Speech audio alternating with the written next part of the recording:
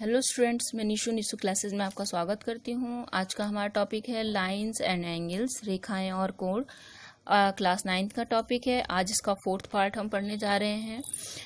4th part में देखिए, आज जो हमारे स्टार्ट होगा वो है पैरेलल लाइंस एंड ट्रांसवर्सल।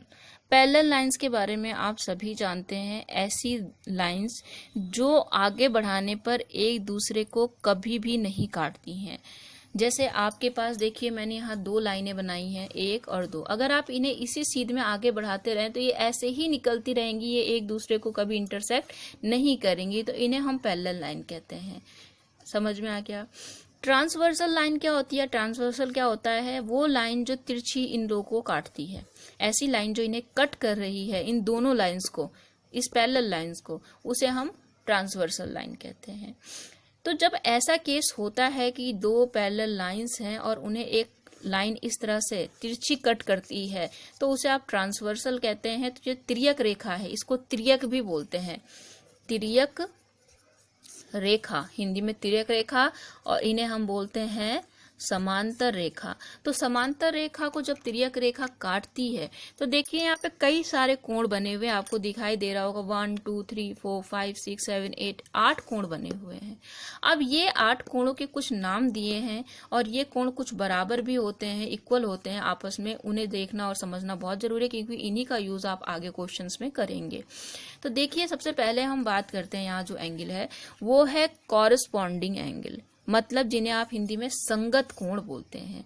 तो देखिए, अगर आपके पास ऐसा है तो यहाँ पे देखिए, ये वाला जो एंगल है, ये वाला, ये और ये संगत कोण होते हैं। इसी तरह से ये 3 जो है वो 7 के संगत है, 2 जो है इस 6 के संगत है, और 4 जो है वो 8 के संगत है।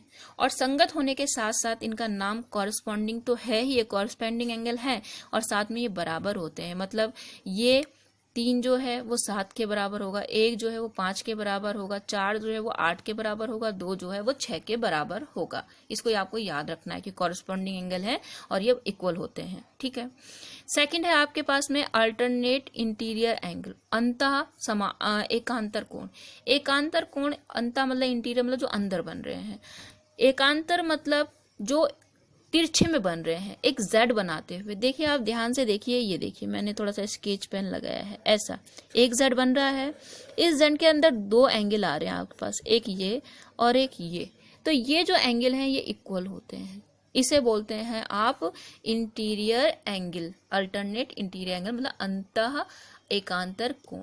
अब यहाँ पे ऐसा नहीं कि हम अल्फाबेट पढ़ रहे हैं तो हमें केवल एक ही जेड लेना है। हम इस तरह से जो उल्टा जेड बन रहा है इसे भी ले सकते हैं। देखिए, ऐसा तो यहाँ पे भी क्या हो रहा है, आपके पास में z बन रहा है, तो यहाँ पे भी देखिए 2 एंगल बन रहे हैं, एक ये, तो ये इक्वल, ये भी क्या होंगे, आपस में इक्वल होंगे। तो ये आपके पास में ये दिए, इन्हें हम बोलते हैं अल्टरनेट इंटीरियर एंगल। ठीक है। इसके बाद नेक्स्ट है आपके पास अल्टरनेट एक्सटीरियर एंगल। एक्सटीरियर में क्या होता है आपके पास में, जो बाह्य कोण होते हैं। बाह्य कोण आपके पास कौन कौन से हैं, जैसे कि आपके पास 1 और 6 है। हाँ, इसके बाद है आपके पास में अल्टरनेट एक्सटीरियर एंगल, मतलब बाह्य एकांतर कोण। तो देखिए, अंदर में तो z देख लिया, बाहर में z नहीं देखना है आपको। आपके पास में देखिए, ये बाहर की तरफ जो एंगल बन रहे हैं, लेकिन बनेंगे तिरछे में। ये भी देखिए, जैसे यहाँ पे ये z बना था, इसके ऊपर देखिए ये 3 है और इधर क्या है, 6। तो ये आपके पास में एक्सटीरियर अल्टरनेट एंगल होंगे। ऐसे ही 1 और 6 एक दूसरे के एक्सटीरियर अल्टरनेट एंगल होंगे और इक्वल भी होंगे। आपको ये नाम याद रखने हैं, और कौन से इक्वल होते हैं वो भी याद रखने हैं। लास्ट है आपके पास में interior angle on same side of the transversal. Transversal के एक ही साइड जो एंगल बन रहे हैं, इंटीरियर एंगल बन रहे हैं। देखिए, ये दोनों लाइनें थी, ये दोनों, और इन्हें इस तरह से लाइन ये इंटरसेक्ट कर रही है, तो देखिए एक साइड में ये एंगल बन रहे हैं, ये दोनों एंगल बन रहे हैं। इसी तरह से ये और ये एंगल बन रहे हैं। तो ये जो इंटीरियर एंगल बने हुए आपके पास, सपोज ये 1 है और ये 2 है, तो ये दोनों बराबर नहीं होते हैं, इक्वल नहीं होते। इनका जो सम होता है वो 180 होता है। तो देखिए, इधर की तरफ जो इंटीरियर एंगल था 4 और 5, इसका सम भी 180 होगा, और 2 और 7 का भी सम जो होगा वो 180 होगा। तो अब इन्हीं का यूज करना है आपको अगले क्वेश्चंस में। ठीक है, चलिए देखते हैं। यहाँ पे देखिए, आपके पास एक थ्योरम है, वो थ्योरम देख लीजिए आप। If a transversal intersect two parallel lines, आपके पास में एक ट्रांसवर्सल लाइन है, एक त्रियक रेखा है जो दो समांतर रेखाओं को देखिए कट कर रही है, तो then each pair of alternate angle is equal. तो यहाँ पे जो अल्टरनेट एंगल बनते हैं आपके पास, इंटीरियर अल्टरनेट एंगल मतलब एकांतर कोण, अंतः एकांतर कोण, वो बराबर होते हैं। आपको सिद्ध करना है इस बात को। तो देखिए अल्टरनेट एंगल आपको बताया था मैंने कौन सा होता है, जैसे ये इसके अल्टरनेट है और इधर से देखिए तो ये 1 इसके अल्टरनेट है। तो हम कोई भी एक ले लेते हैं यहाँ पे। तो सपोज मैं यहाँ पे 2 और 3 की बात कर लेती हूँ या 1 और 4 की बात कर लेती हूँ। आप एक को निकाल के दूसरे को प्रूफ कर सकते हो। तो मैं यहाँ 1 और 4 को प्रूफ कर रही हूँ, या किसी को भी कर सकते हैं हम। तो देखिए यहाँ पे हमारे पास क्या गिवन है, मैंने आपको बताया भी था कि देन से जो पहले का पार्ट है वो आपके पास दिया हुआ है, उसके बाद का पार्ट आपको प्रूफ करना है। तो यहाँ पे देखिए हमने 2 लाइनें बना ली, LM एंड NO, हमने 2 पैरेलल लाइन बता दी और ये बता दिया कि PO जो है वो ट्रांसवर्सल है, ठीक है, जो इन्हें कट कर रही है।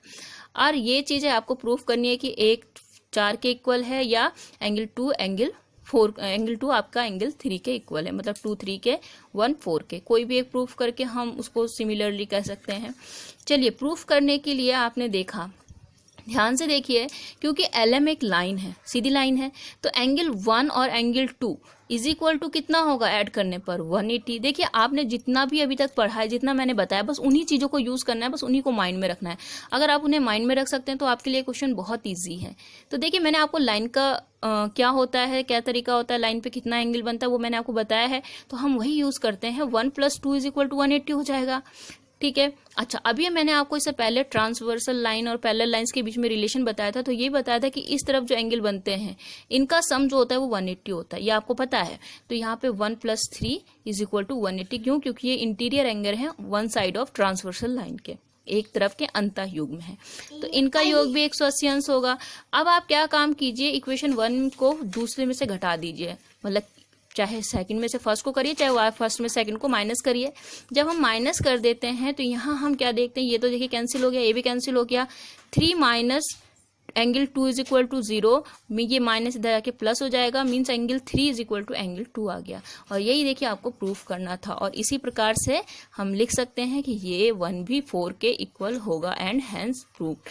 बहुत इजी है, बहुत आसान क्वेश्चन है, आप कोशिश करेंगे तो आराम से हो जाएगा आपका। एक क्वेश्चन आपके एग्जाम में कई बार आया है, वो मैं आपको बता देती हूँ शॉर्ट में। देखिए आपके पास फिगर दिया हुआ है, PQ पैरेलल है R के, PQ समांतर है RS के, और एंगल ये दिया हुआ है आपको MXQ। ये देखिए ये वाला एंगल कितना दिया है आपको, 135 दिया है। एंड MYR ये वाला एंगल कितना है आपके पास, 40। Find angle XMY। आपको ये पूरा एंगल फाइंड आउट करना है। तो देखिए इसे करने के लिए आपको क्या काम करना पड़ेगा, आप ऐसे करेंगे तो बहुत ईजी हो जाएगा। आप कंस्ट्रक्शन अपने आप कर सकते हैं। आप क्या कंस्ट्रक्शन कीजिए कि M से होती हुई एक लाइन खींचिए जो कि इन लाइंस के पैरेलल हो। इसका नाम आप कुछ भी दे दीजिए, सपोज हमने AB दे दिया। तो हमने कंस्ट्रक्शन किया, क्या कंस्ट्रक्शन किया कि हमने AB लाइन ड्रॉ की जो कि पैरेलल है RS के, और पैरेलल होगी किसके, PQ के, दोनों के पैरेलल होगी, क्योंकि ये आपस में पैरेलल है, इसलिए जो भी लाइन पैरेलल खींचोगे वो इसके पैरेलल है, तो इसके भी पैरेलल होगी। इतना समझ में आ गया आपको। अब देखिए अगर ये पैरेलल है तब क्या होगा आपके पास में। अब ध्यान से देखिए, मैं इनकी बात करती हूँ, बिकॉज आपके पास में AB पैरेलल है RS के है, तो ये जो एंगल है आपके पास में कौन सा है, यहाँ पे 40 डिग्री। 40 डिग्री जो एंगल है आपके पास कौन सा है, ये नाम बताइए, RYM। ये 40 है, तो ये इक्वल होगा इसके। क्यों होगा, क्योंकि ये अल्टरनेट एंगल है। इज इक्वल टू, देखिए इसका नेम क्या होता है, यहाँ पे मैं नेम लिख रही हूँ YMB। क्यों, बिकॉज अल्टरनेट एंगल है, अल्टरनेट एंगल, ठीक है, आप लिख सकते हैं। आपको समझ में आ गया होगा। अच्छा, अब यहाँ देखिए आपके पास में ये एंगल और ये दोनों लाइन में, बिकॉज आपके पास में कौन सी, PQ लाइन जो है वो पैरेलल है AB के, आपको पता है ये इसके पैरेलल है, इसलिए जो ये एंगल है और ये एंगल है, इनका जो सम होगा वो 180 होगा। क्यों, क्योंकि ये वन साइड है किसी भी ट्रांसवर्सल लाइन के वन साइड बने, तो angle Q X M plus angle ये, इसका नेम क्या होगा, देखिए angle X M B is equal to 180 होगा। इसकी वैल्यू तो आपको पता है 135 plus angle X M B is equal to 180।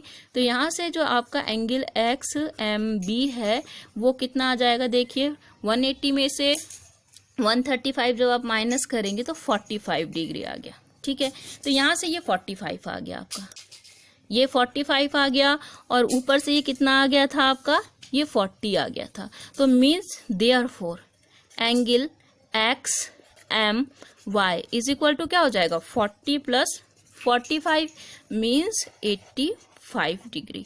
ये आपका आंसर आ गया। तो ये क्वेश्चन आपका कई बार आया हुआ है। अगर आपको पसंद आया या आपको समझ में आ रहा है तो आगे भी आप बने रहिए, और अगर अच्छा लगता है तो लाइक सब्सक्राइब शेयर करना ना भूलें। Thank you. कल मिलेंगे नेक्स्ट वीडियो के साथ।